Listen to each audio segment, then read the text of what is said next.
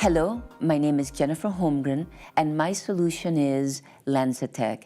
The problem we're trying to solve is that carbon emissions are what's causing our greenhouse gas climate change problem.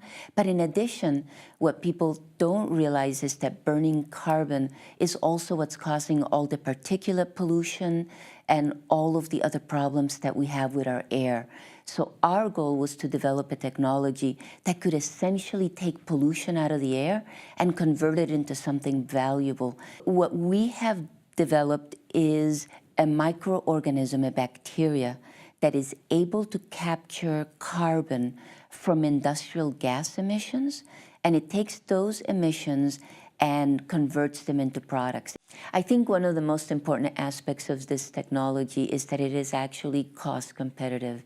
You're able to actually generate revenues and make money by capturing this carbon and making ethanol. As a comparative example, this ethanol is only going to be slightly more expensive than sugarcane ethanol, but this is not a food crop that's being used to make fuel for your car, and therefore it is actually much cheaper than other second or third generation options which produce ethanol and other fuels.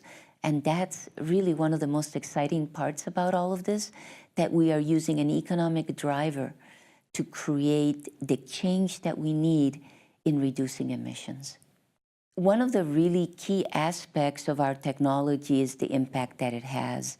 If you look at all of the steel mill gases that are available in China, it would be the same as taking more than 10 million cars off the road every year. The other thing we've been able to do that we have shown is that we can take trash, municipal solid waste, and we can turn it into a gas and recycle it into products like ethanol. In addition, we've shown that we can take ethanol and convert that to jet fuel. And this jet fuel is a drop-in replacement for petroleum kerosene. And we've been working with Virgin Atlantic, and our goal is to try to get a plane up in the air using this alternative jet fuel, this low-carbon jet fuel, sometime in 2017. I really think that one of our biggest challenges in dealing with climate change and in dealing with carbon is that we don't each realize what we can do to make a difference. We're waiting for governments to act. We're waiting for companies to act, but we ourselves can act. For example, can we take the metro or do we drive our car? This is a decision we make every day.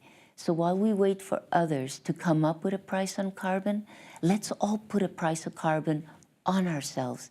Let's get up every morning and think, what can I do today to reduce carbon emissions? We often think that the economy and the environment that are odds with each other.